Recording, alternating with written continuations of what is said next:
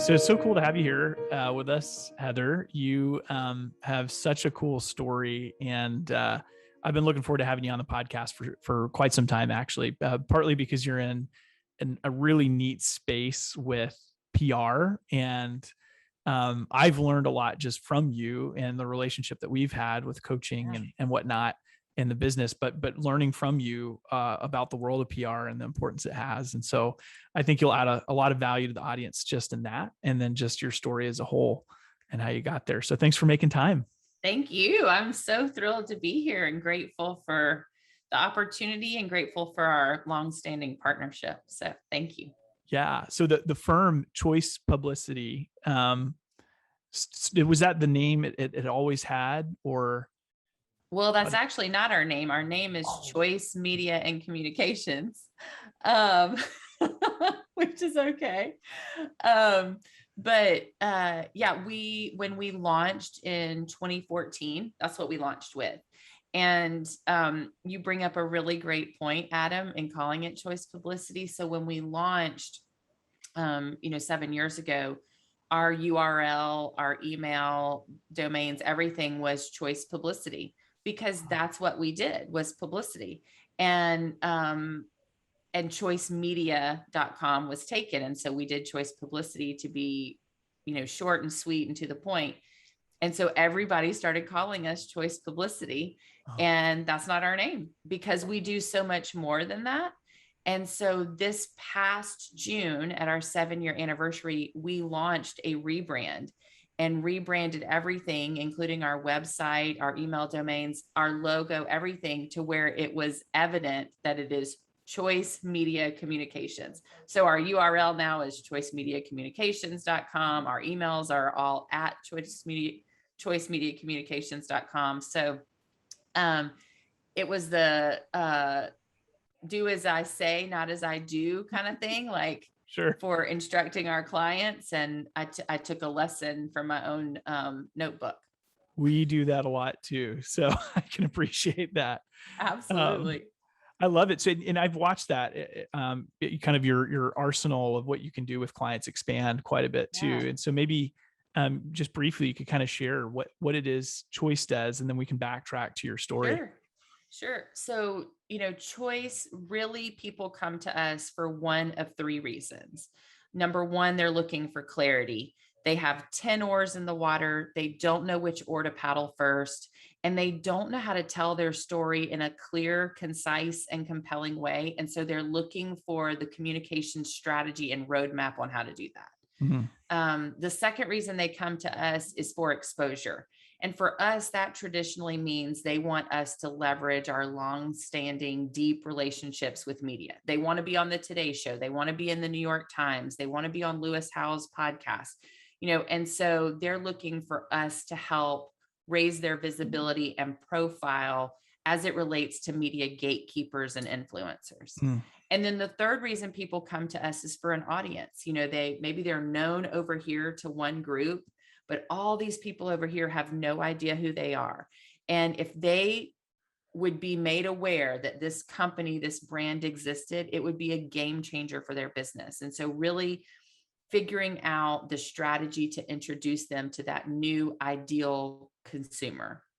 So those are the three reasons. We operate in the entertainment and lifestyle arena. We do a lot of authors. We have business leaders and food bloggers and celebrities that are on television and athletes, but they all kind of fall under that umbrella of entertainment and lifestyle. Mm-hmm. Yeah, I love that. And so it's expanding. You take the people who have a good story and or a good product that you as a team believe in, and then get that message out and help them broaden their audience. Right. That's right. Yeah. We are storytellers. Regardless of the way that we're doing it, it might be publicity and media relations. It might be social media. It might be an event that we're putting on for you, but we're telling your story. And, ultimately, if we're doing our job well, we're making you known. And so, that is at the heart of everything we do. You might have a product, you might have a service, or you might have a message that we're selling. But at the end of the day, our goal is to get you in front of your ideal client and show that you're adding value and that you're solving a problem for them. Yeah, I love that. So how did you, was this something that like at birth you were going, yeah, I'm going to be a future PR business owner? How did you uncover that this was even a job and find out and discover that this is something that you were passionate about? Well, there are two really pivotal moments from my growing up that kind of pointed me in this direction. The first is growing up, I was always an avid reader. I loved to read. I was constantly reading. I had this very proud library in my, room that my brother I would let check books out from. And so I always had my nose in a book. And when I got to high school, I joined our yearbook staff. And I was marrying that love of great storytelling that I was reading with me communicating that as the yearbook editor, right? I was telling the story of what we were doing in that year in our high school. So whether it was profiles of students or clubs that were being, whatever it was, layout, design, photography, writing. And I learned that I was a really good storyteller and that at the end of the day, I knew how to be clear, concise, and compelling. I knew how to do those things really well. Well, fast forward to when I'm a college student at the University of Georgia, and I was in our journalism program, and it was the summer before my junior year, and I needed to do an internship. And so I interned at the press office for the Secretary of State in the state of Georgia. So Hmm. downtown Atlanta, the Secretary of State at the time was Louis Massey, and I worked in his press office as an intern. And it was the first time that I saw what a publicist did. And it's, you're essentially the buffer between the client and media. Hmm. So the client then was Louis Massey, who was the Secretary of State for the whole state of Georgia. And the media was predominantly, Atlanta and then the state of Georgia, media, local government, local municipalities and city Right. governments and all that. And I was the conduit between those two. And I did not know that that job even existed. But ultimately, I was a storyteller, right? And so it all pointed back to those two things, like that pivotal time as a yearbook editor, realizing like I have a knack for this and I love it. And then in that internship in the press office, realizing, ooh, I like being the person in between the client and the media, and being the one that's so relationally driven, that it connects those two audiences. Ah, that's so cool. It's so funny how a desire for storytelling can lead both ways. I actually wrote for the Watauga Democrat in North Carolina as an intern in high school. And so I wrote little opinion pieces, and then I went to college for journalism and then got kind of like talked out of journalism because of all the changes that were happening, like you Yeah. said, being on that side of the equation. And then I found my way into sales, which is its own form of storytelling too, right? Well, you know So what I say all the time, Adam, yeah. is we are in the sales business. Like if you're a publicist, you're selling. You're Mm. selling your client. You're trying to convince media to cover them. You're trying to convince an influencer to introduce them to your audience. You're shaping and forming public perception about your client. And so that is selling at the heart of, at the heart of everything we do. Yeah, absolutely. Building relationships, telling stories, and that's Right. 100% what you guys are about too. I love it. How does so you get there, and then you're at the press office, and you're realizing this publicist role exists.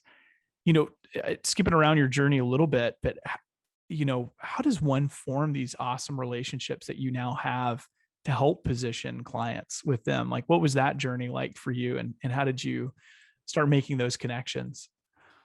Well, I think I've always been really relationally driven. Um, I'm super outgoing. I'm a big extrovert. If you're familiar with the Enneagram, I'm a 1 on the Enneagram. Mm. High integrity, organization, perfection. And I just have always loved that interpersonal connection with people. And when I got into my career several years and joined a major book publishing house, Mm. I started pitching major national media. Mm. And I knew these people didn't know me and I didn't know them. And it was like, like cold calling somebody, right? Or whatever. And this is before, your email pitching and, all of that stuff. And I knew that if I could just get in front of them in some way, that I could convince them to Mm. have my author on. Um, and so I started building relationships. And what happened was I went to New York for the very first time on a work trip to pitch our catalog of books to like the major national media. And my mentor and boss at the time, took me around to all of these places where she had deep and long-standing relationships. And she was basically handing her relationship with them to me Oh, nice. and like passing the baton backwards, right? Yeah. And so I would be in, at NBC Studios, or I would be at Time Magazine, or I would be at Red Book or Glamour or wherever I was. And I was sitting across the table from these people, and I knew like I've got to form a connection with them. So I started doing little things like I'll never forget the book's producer at the Today Show, who was there for years and years and years, like more than 2 decades. I worked with her. And the very first time I went into her office, I noticed that she had drawings on her wall that were from her children. And Mm. it said on them, like Greta and Theo. Well, I wrote down in my notebook that Jackie's children were named Greta and Theo. And I asked her about them. I said, "Oh, tell me about your kids. How old are they? What cute pictures. What is it like for you to be a working mom? This is such a stressful, intense, fast paced job, and you're raising these kids." Well, so fast forward to years and years later, Theo, Jackie's son, decided to go to Vanderbilt, which is in Nashville, where I Right. live. Yeah. And Jackie, because I had been working with her all those years, called me up and said, "Okay, I need to know where to stay and what to see and what to do. Theo's moving to Nashville. You have to go see him perform. He's an artist. You have to go see him perform." But all of that came because every time I would see Jackie after that, I would ask about Greta and Theo. And I knew that Greta was a dancer, and I knew that Theo was a musician, and I knew what they were going through at school. And I would also reach out to Jackie when I didn't need anything from Jackie. Mm. So, not just every time I wanted to pitch an author to be on the Today Show, but like, "Hey, I saw a great segment today. Congratulations. Like, that was such good television today." Not needing anything. Right. And Yeah. so, at the end of the day, I feel like the whole reason that I have a career and that I have, um, the success that I have with media is because of deliberate and intentional relationship building. Mm-hmm. Mm-hmm. That's such a good principle and a good, really, it's a good training on what it means to take relationship building to the next level, right? That's right. When we teach sales and the definition of it, we literally redefine sales as building relationships. It's just that if you're good at it, you can build those relationships a lot quicker than most people.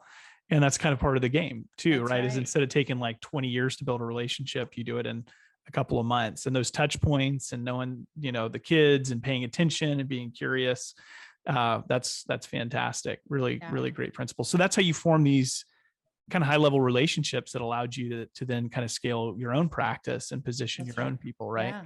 So how long have you been building Choice for now? Well, choice is 7, but I have been in this industry for more than 25 years. I've Yeah. been, in PR, publicity communications for more than 25 years. But choice, my company is 7 years old. And what was that must have been a big, scary leap of faith moment for you as well, right? Did Yeah. you talk about the transition? Did you just jump in and it was like, I have to wear all 15 hats in this business the first year? Did you jump in with a couple of people? What was that transition like? Well, it was one that was not done by choice, pun not intended. Um, but when I had been at this major book publishing house for almost a decade. I was running the publicity department there. I was working with a who's who of authors, like our biggest brands and most notable authors was responsible for. I led a team of 12 people, and I got laid off in the middle of the recession. Oh, wow. And when I got laid off, I was like, I went through all the stages of grief, right? Like I was angry and I was hurt and, all that. Cause I really counted those people as family and not just business partners because of the way that we did life together, the way that we served our clients and authors and just the, relationships and partnerships that we had. But at the end of the day, they made a business decision that they had to make because we were in a recession. Sure. And I'll never forget, my husband said to me, because I went home panicked. We had two small children. I had a 1-year-old and a 3-year-old, and we're a 2-income family. And I was worried, like, how are we going to pay our mortgage? How are we going to feed our kids? Like, what's going to happen here? And my husband looked at me and he said, I don't want you to take your next step out of fear. Mm. You have worked so hard to build this career and professional success that you've achieved. Go and carve out and design the life that you are wanting. You want that strong quality of life at work and at home. Go create that for yourself. And so I got home I was in New York on a book trip, like I was just talking about, where I was pitching media, pitching our catalog. I got home on a Thursday. I got laid off on a Friday. And on Sunday, our number one competitor's CEO called me and said, we understood what's happened. We know your reputation. We need a complete overhaul of our publicity team and department. We need somebody to come in and show us and build a really successful program. Would you be interested? And because of that permission from my husband, and that freedom to really think about it, I said, you know what? I would love to come and meet with y'all. And they flew me to Michigan. I met with them. But instead of immediately taking a job out of panic, I negotiated for myself and said, I can do this job in my sleep. I'm good at it. Here's what I can do for your program. I love the authors that you're serving. Here's how we can take it to the next level. But I'm not going to move to Michigan, and I'm not going to do it as a full-time employee. And so I made and created like the parameters and advocated for myself, and they agreed, Adam. And so that's how it all started. This was in 2010. Mm-hmm. I just negotiated for myself and advocated for the quality of life that I wanted and what I was good at, and kind of letting go of everything else. And they said yes. And it's really when I realized, when someone has a need or a problem that you can solve, then they're willing to work with you, right? They're willing to, you have a lot to your advantage. And so I did that for about 4.5 years. And what I realized was I missed leading a team. I was doing that for them. It was their team. It was I was building it for them. And so I launched Choice in 2014 because of that. And I started with, a couple of other people. So it went from me consulting with this one big company to me in a small company of, my own, with just a few teammates. But it was, I really feel like I have this really strong desire, passion, and mission to empower and develop the women coming behind me. And so that's how Choice got started, was just out of that desire to lead and build a team again. Yeah. Not just a woman-owned business, but really the vast majority of your team members, right? That's right. Are women. That's right. Not all of them though. We have one now. One male. That's One right. male. I love that. So, I was just reading a book. I don't know if you've ever read it. It was E-Myth, is what it's called, the entrepreneur myth. And in the first 3 or 4 chapters, I'm going back and revisiting this right now because he says, when you start a business, there's 3 major hats that you have to be prepared to wear. You got to wear the entrepreneur hat, which is kind of the visionary, get everybody excited, build the picture of where we're headed and keep people motivated. There's the manager hat, which is the less exciting, not so much visionary role, but like the management systems. And then the third was the technician. And that's like being in the trenches, built, like actually doing the action of the widget or the service. And a lot of people who start a business get stuck in one of those 3 and fail to balance until they staff up all 3 hats. So I guess, with that picture in mind, what are, when you got started, what was the part of the business that came natural to you? And you were like, was it like the kind of the visionary component and like building the picture? Were you really in it as a technician and like doing a lot of the work? And that was where your joy came from initially? I don't know, just thinking about that, what comes to mind? Well, like most entrepreneurs, when you start out, you're wearing all 3 of those hats, That's correct. right? You have to. Yeah. And you're also the marketer, and you're also the business development manager, and you're also the IT support, and you're, like you're all of those things. I think I am the most gifted at the entrepreneur hat, setting the vision, developing the culture, really figuring out how are we best going to serve our clients, who are our ideal people to go after, how can we take care of them, all of the strategy that goes around that. I love that when I work, with a client still to this day, I love looking at the big picture of their brand and figuring out what's the right strategy to take them to the next level. Who are the gatekeepers they need to be introduced to? What are the differentiators that they offer that it's going to get them above the noise, in the marketplace.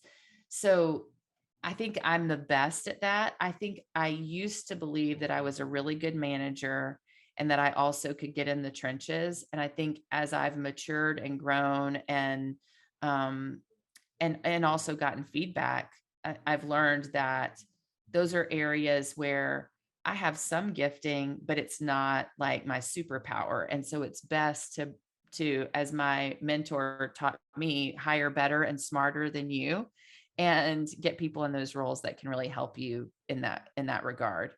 Yeah. So you staff up for the areas that, someone else could really take that on and allow you to own your strength. When you get to that place, it's a real privilege to be at a place where you can do that. And it certainly doesn't happen overnight. No, it does not. It's a lot of work.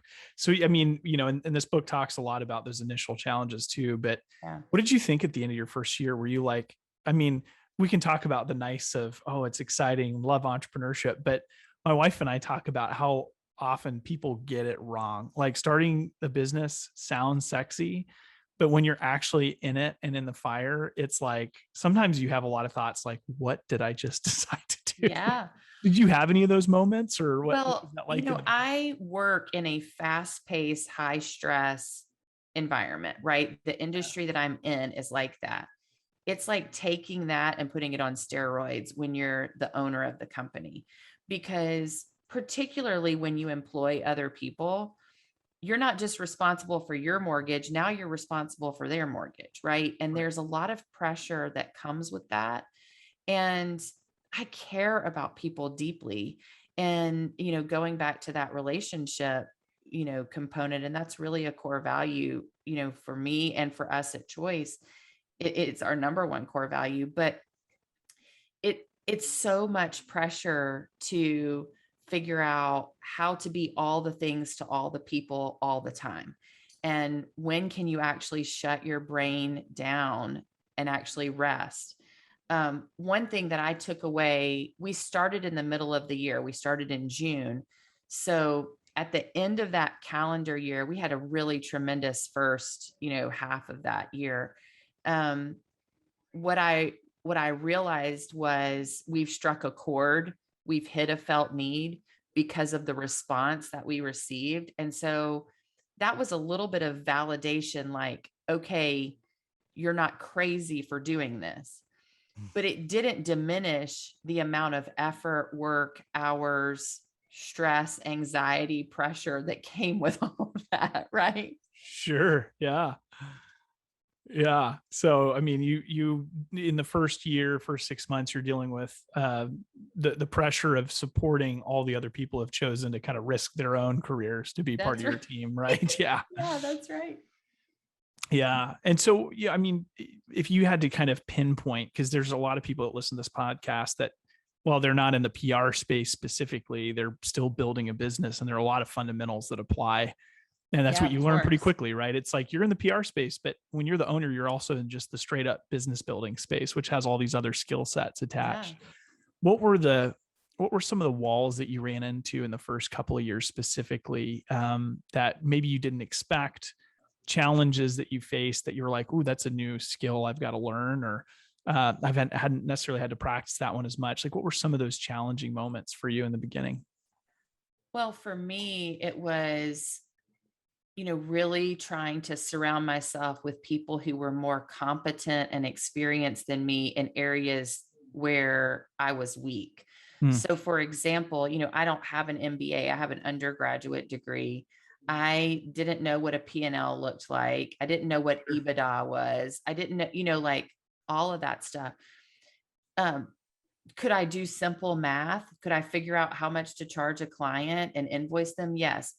But that's not what is going to sustain long-term business growth and development and success. And so hiring somebody who was really successful at that, Hmm. that also wouldn't take advantage of my inexperience, that was really, nobody's going to have as much skin in the game as you are, but somebody that felt really like a trusted partner that I could go to and be transparent with and fully honest with.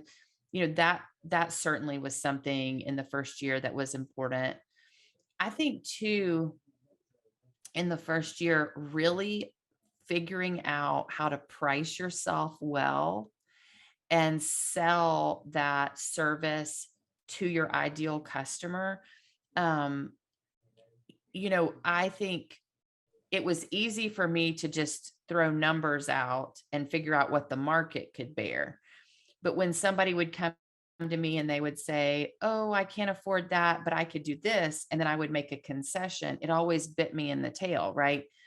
For one reason or another. Sure. And so learning those hard truths about when to walk away, uh, why your pricing is what it is and what value you offer for that, and how to communicate that effectively and well, all of that stuff was stuff that I was having to figure out and learn in that first year. And then figuring out how to communicate that to the internal team so they knew how to prioritize well. They knew how to, because they're walking billboards for the company as well. And so figuring out what to share with them and what not to share. And, should I be an open book and be transparent about everything and like open the kimono, or should I keep things close to the vest? When it's your Hmm. business, you don't know, like, Yeah. again, nobody has as much skin in the game as you do. And so do you trust these people with your livelihood? Right. And I even, from friends that do have their MBA, because I don't have one either. And they come out and they still don't have the answers to a lot of those questions. Right. So So it's true. sometimes I think you're building the plane while you're flying it and just having to figure it out Oh, in the moment. 100%. And sometimes learn the hard way. But I think there's a lot of people listening to this that can relate to a lot of what you're talking about. Um, Yeah. Nuances of like the PR space, like what are some PR specific challenges that maybe other industries don't? I was thinking about this before our interview, and there's some similarities. I feel like what you do and what we do in the coaching consulting, we both have a service that requires more intensive support than someone buying a widget from someone, right? That's right. That's And right. so, I can only imagine in the early years when you are wearing a lot of the hats and you have just a couple team members, I mean, you could probably blow the roof off of it, bringing new clients in, but then you're stuck with a whole different problem, right? Which is, oh, Yeah. now we have to service all those clients at the same Yeah. time. It's the chicken and the egg, right? Do I go get the clients or do I get the team first? And yeah, all of that. Yeah. Well, in the PR industry specifically, I will say there's a couple of things that I have found over the years, that definitely are challenging. One is it's constantly evolving and changing. When I graduated from the University of Georgia, you know, Twitter and Instagram and Snapchat and YouTube and Facebook didn't exist. Right. That has changed the game. Even the iPhone, wasn't in existence when I graduated. We were, at that time, just barely emailing pitches to media contacts. Also, there weren't media databases that were online. So once a year, I would get what was like a phone book it was a Bacon's Media Guide. And you would go in and you would comb through and look for the health editor at the New York Times or the sports reporter at the Los Angeles, whatever you were looking for. Well, if that person had left or moved on or whatever, and it was a phone number, like you were calling these people up. Well, if we weren't constantly evolving and staying on top of the latest trends, the technology, the way people are receiving their information, different formats, podcasts didn't exist back then, right? Then we would be non-existent. So I think you constantly have to be evolving, developing, and staying educated in formats of media, in the latest and greatest trends, all of that stuff. The second thing I would say is you are constantly trying to stay on top of the news cycle. And the longer I have been in this industry, the faster the news cycle changes. So, now, the news cycle changes every couple of seconds. I was in New York one time riding an elevator at ABC News, and we went about, I don't know, 3 or 4 floors. And the guy that I was on the elevator with said, well, since we've gotten on this elevator to when we're getting off, the news cycles changed 3 times. I mean, it's just crazy. And, if you think of the last year, you've had a pandemic, you've had Black Lives Matter permeating the national conversation. We had a very tumultuous election. All of that is competing for whatever you are trying to get coverage for your clients. And so wow, you've got to figure out angles, tactics, scenarios, the right media to go to, barring all of that. So I think those are 2 big challenges that a lot of other industries don't have to deal with. That certainly is something we have to bake into our strategy and kind of tactics. Yeah, it makes so much sense. Cause I mean, if you go on as a author of a new book on, the morning show or whatever, and you have this, big Afghanistan, situation going You're on. You're getting booted. And you're not going to be going that day. You're not going to be going that day. Yeah. That's right. Yeah. Or even if you make it, you probably have to change your messaging just slightly, right? To at least mention what's happening in the modern world, or it seems like you're disconnected, right? Yeah. Tone deaf. That's right. Yeah. So part of PR in your world is also like, so what are the different components? If like a client engages with you, it's helping make the connections with the right media sources. Is it also kind of coaching them a little bit on messaging as well? Or what are the components if there's a business owner or someone that's looking into this? I would say that clarity component that I was talking about earlier, a lot of that is when we do branding and strategy work. So we sit down with a client and dive deep into their brand, hear their founder story, help them create a mission and core values and a tagline for the business, develop a content wheel that serves as the kind of compass on how they create their content and kind of filters for decision making moving forward. So many people come to us and they don't have that clarity around their own business. And so it's helping them develop that branding and strategy. I just got off of a call with a potential client who is really established in one industry and is interested in pivoting. And she's coming to us because she wants us to help her take the steps toward the other arena that she wants to move toward. So there's that branding and strategy component. Certainly, there's the media relations. We've talked about that at length, but we also do a lot of storytelling and branding communication for them through social media. So, what is the content that you're sharing? What format does it go to? Which medium does it go through? How is it distributed? Is it video? Is it still imagery? Is it graphics? What are you saying there? How do you get engagement? All of that around social media. We do events for clients when events are happening, and they have not been happening as much in the last 18 months, of course. And then we do podcast production. So, I'm on your podcast. We have a podcast. We also produce podcasts for clients. And that has become much more accessible and popular even since COVID. I mean, podcasts have been around forever, Right. but everybody has created a podcast, when they're quarantined in their house and That's nowhere right. to go. So there's a lot of different elements to it. Those are some of the most common reasons or services that we offer to the clients that come to us. Sure. No, that's super helpful. And so last maybe question on the history of things too. There's a lot of times when you're building a business where you've had to make a decision of two different kind of directions that you're going to go as a business. And it seems like over the course of probably 7 years, there have been many of those splits where you've had to take a different road versus another one. And maybe one of those decisions closes a door, right? Temporarily. But are there any that stand out for you where there was kind of a two different paths to walk in terms of how the direction you took the business, or even the direction that you wanted to go, and how you ended up making that decision? Yeah, I think, one that immediately comes to mind is when we decided to branch out beyond book publicity. Hmm. So, book publicity was our hallmark. It's how we created our business. It's what I was doing for years and years and years prior to launching Choice.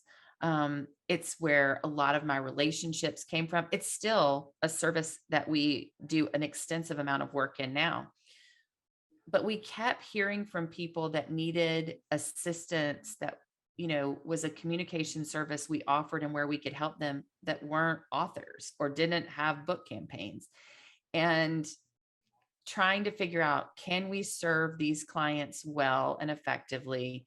Is it going to be something where we knock it out of the park and we exceed their expectations? That's what we want to do ideally, right? We want to under deliver. No, we don't want to under deliver. We want to under promise and over deliver. Delivery. I gotcha.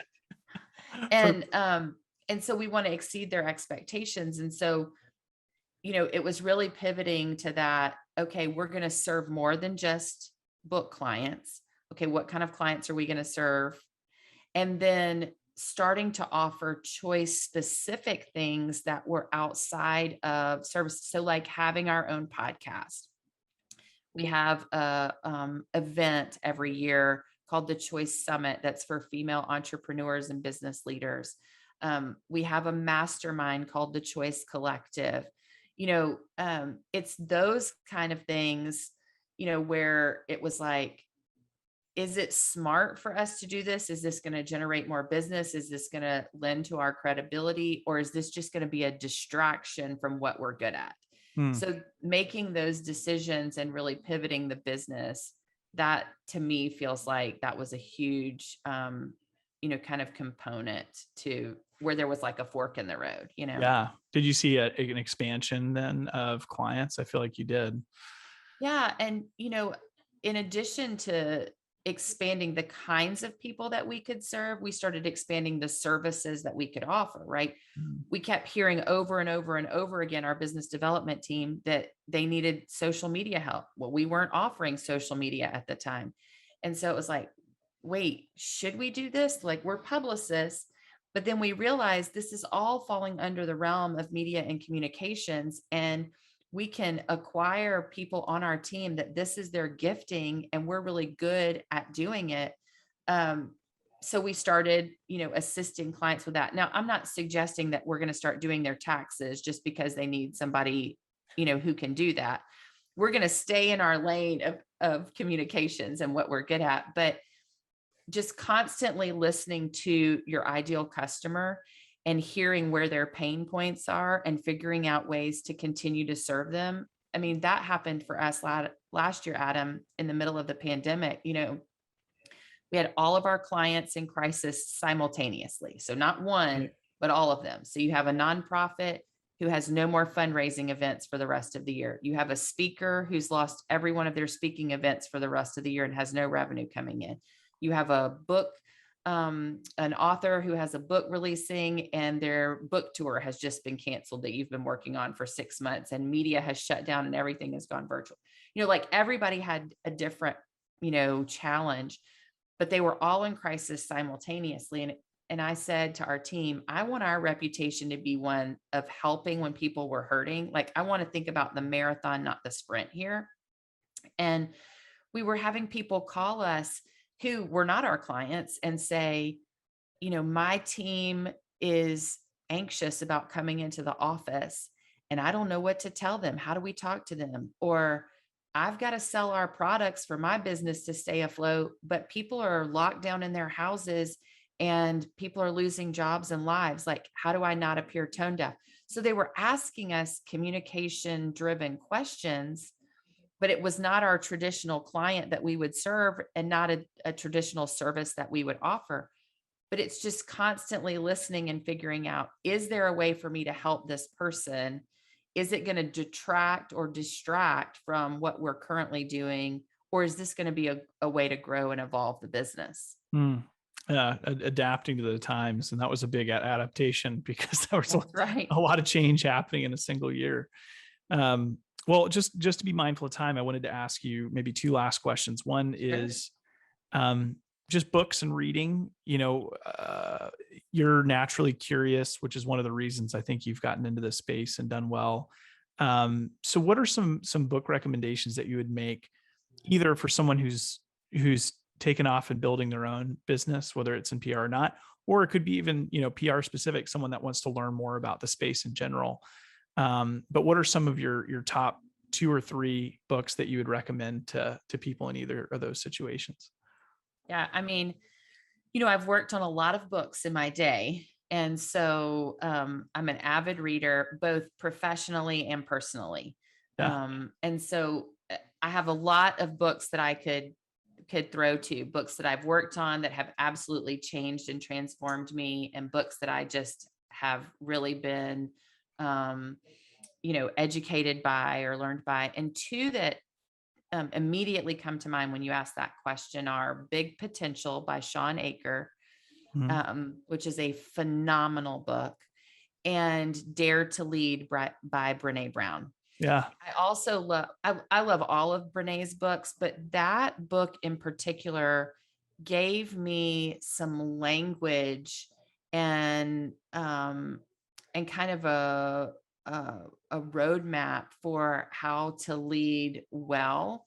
And I love her podcast called Dare to Lead as well. She has amazing guests and really great content. But those 2 books, Big Potential and Dare to Lead, are some of my favorite that have been really transformational for me and the way I've shaped the company culturally, as well as, kind of holistically. Yeah. Great recommendations. Last question, advice to yourself. I think it's kind of neat to look back and think, there's a, 21 or a 25-year-old version of yourself. And now you have all this wisdom from building your business and being a publicist and being in that space and then and doing what you do now. Knowing what what things would you kind of coach yourself on, the young version of you in your early 20s trying to figure it all out? Number 1, I would say calm down. Like, just relax and rest more. The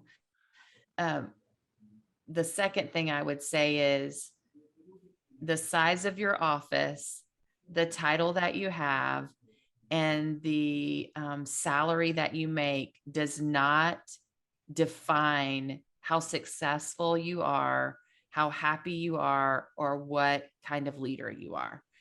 I was so driven in my 20s to have a corner office, to have a VP title, and to make, a crap ton of money. Right. Yeah. And there are so many things that I have realized I would exchange for all of that now. And, I have a CEO title now, and I don't have a corner office. And, um, so just thinking through what really defines success and happiness and satisfaction to me would be something that I would look back at, my 20s, Heather, and say, you're really going to reevaluate this in your 40s. Yeah. Gosh, it's so good. It almost reminds me, Tony Robbins had a small part where he was helping, I think, a woman that was in a seminar of his that had this picture of like the perfect world they wanted to live in, like a 2-story white house with a white picket fence, a dog and 2 kids. And then, she got that, and then it wasn't exactly what she expected, and I think it speaks to that. We have these like funny things that we want when we're, kids, right? Like a corner office, but it's helping that person understand that more or less represents a symbol of something that's important to you rather than like the thing itself, right? Being valued, providing value, and feeling successful at what you do. And I think that's, a lot of wisdom to that. That's great. Right. Heather, this has been great. We might have to do a part 2 at some point. I know, Adam, I've really enjoyed the conversation. Such good questions. And I so appreciate you asking me to be a part of the show. Absolutely. Well, you provide a lot of value. I think PR as a space is a really interesting space. And I think there's a lot of value it provides. And you're really the one person I'm most connected to that's in it. And you do a wonderful job. So thank you for taking the time to share today. Thank you for saying that. Yeah, absolutely. Well, if you are listening, we'll have some resources so you can check out Choice online. Where are you most active, Heather, in the world of social media if people wanted to follow you and Choice? So Instagram is probably the best place on social media to follow us. Choice Media Communications is the handle for Choice. And mine is Heather Dixon Adams. So Heather Dixon Adams is my personal handle. And we'd love to connect with you either place. Brilliant. We'll put that in the show notes too. So Heather, thanks so much for being on. Thank you for having me. Such a pleasure.